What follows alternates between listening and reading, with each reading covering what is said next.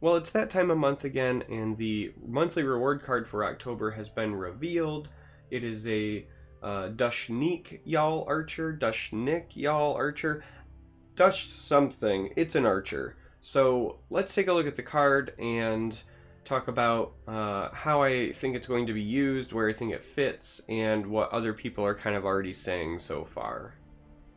So this is the Y'all Archer. The Archer is a 4-cost 3/3. It has guard and has a summon ability that allows it to either deal 1 damage or destroy an enemy support.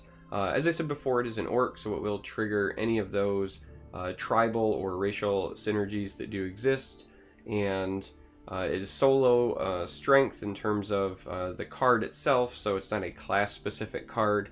For a while now we've actually been in a bit of a rotation where they do like 1 single attribute card and then 1 class card and 1 single attribute card, so given that last month was Spell Sword, it's not really a surprise that we got a single attribute card this time around.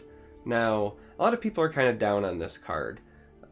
It doesn't really feel like it fits in orcs, because orcs are traditionally an aggressive mid-range deck, at least in the current iteration of how it's played, and this doesn't really help that strategy. Like when you compare this to, say, Bankurai Butcher, which also costs 4, you clearly want the Butcher in an aggressive, like, mid-range style deck, right? And people, for control purposes, are trying to compare it to, like, Hive Defender. I'm not sure that's fair. Hive Defender is almost the gold standard for defensive cards. It kind of comes down right when you need it. It has fantastic stats. But I will say this. This card is, I think, better than advertised. While people are definitely down on it, I am not necessarily one of them. I just think that it's not a broad card. So like Hive Defender is a, are you playing Willpower, you should probably run Hive Defender kind of card, right? You can run it in mid-range, you can run it in control. It's just kind of good all the time. This card is not like that, but I think that it definitely has a place in strength-based control decks. So whether that's Archer, like in Archer, for example, this card is pretty solid. It gives you the ability to destroy enemy supports far before Belligerent Giant hits the board. So when your opponent plays Northwind Outpost, for example, this card can serve as a 3/3 guard while also killing a combo piece off. Same thing with Swindler's Market, right? It's at that appropriate point in the game where you're going to play this. It's also pretty solid because you can play it, and if you need to, ping something to set up a Leaf Lurker the following turn. So if you don't have that curse in hand, it's like preemptively giving you what you're hoping will be the wound to finish a creature off.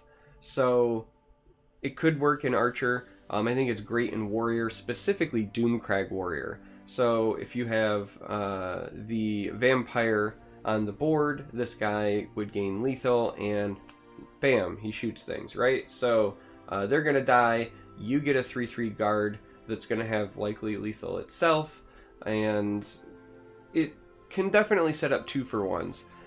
Even in something like Crusader Control that's already got Hive Defender, I could see an argument being made for this kind of card to be run. Hive Defender's benefit is it typically is great for control because it creates like 2-for-1 scenarios. That's not to say that it doesn't sometimes just eat a removal, but against aggressive decks that don't necessarily have a lot of removal options, they might have evasion options, things like Earthbone Spinner or Shield Breaker, but just hard removal for something like Hive Defender is usually not there. So Hive Defender, just stats alone, can oftentimes give you like a 2-for-1. This card, I think, has similar potential. So the 3/3 guard is big enough to trade with most 3-cost or less. It's not going to trade with a Young Mammoth. It's not going to trade with like a Woodland Lookout. But your typical like 3/3 for 3 drops, your 4/2s, this card will trade with. And then the deal 1 damage is oftentimes good enough against aggressive decks and certainly against token decks. I mean, there's a reason that for a while we saw the mage class action get used, right? So Mage's Trick just does 1 damage, but that was enough because it did 1 damage, hopefully killed something and gave you another card, which kind of gave you that card advantage, right? Well, this is the same thing. If it creates a 2-for-1, it will give you that card advantage. It's just doing it in a different way that, you know, that Strength would do it, right? It's going to do it with presence and not with like flashy actions and draw mechanics likely. The closest thing would be like Rapid Chat, but even that by itself doesn't kill something and let you draw the card. So yeah, I think this just fits kind of like that mold of a control card for Strength, that's trying to create scenarios where it can be a 2-for-1. Now, it can still be a 2-for-1 again if you're killing supports. As I said before, Northwind Outpost and Swindler's Market are prime targets for a card like this. If you draw it later, you can obviously feel free to blow up things like, you know, Divine Fervor.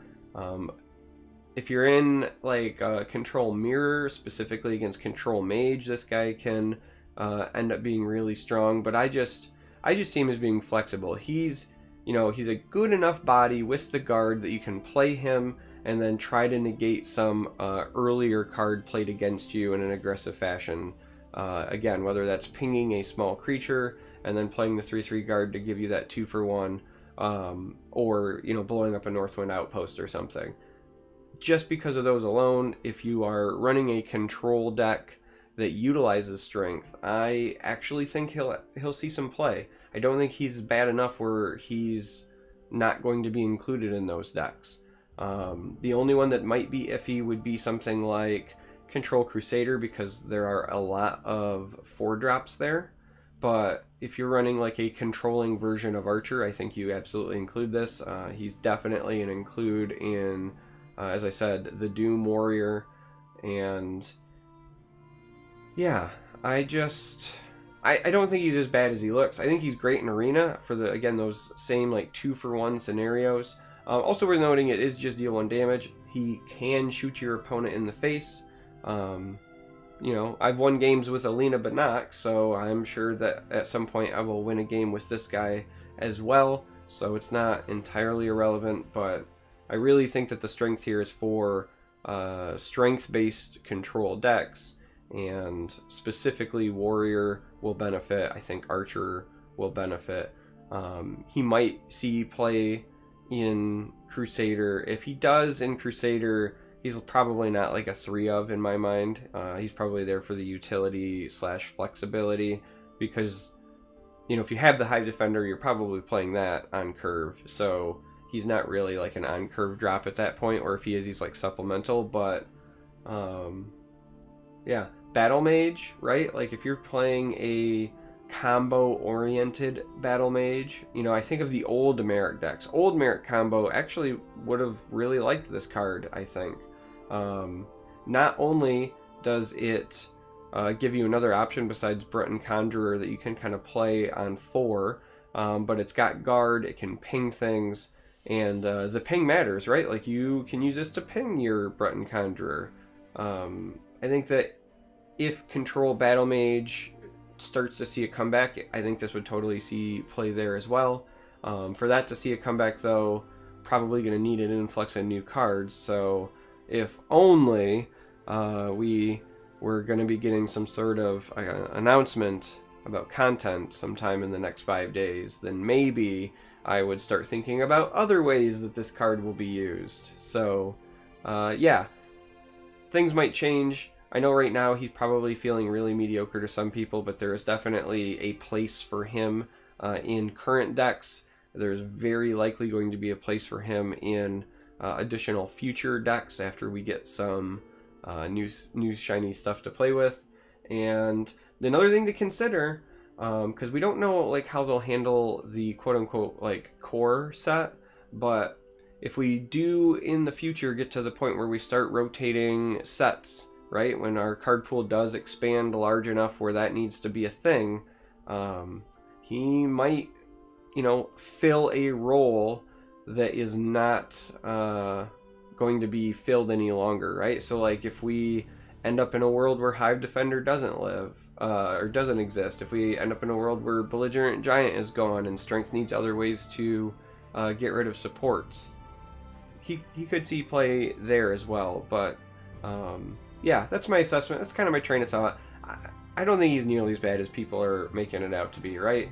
His stats aren't impressive, and when you compare him to like the last card, you know, the Spellsword card, that card's stats were really good, but that was a class card. This is an attribute card.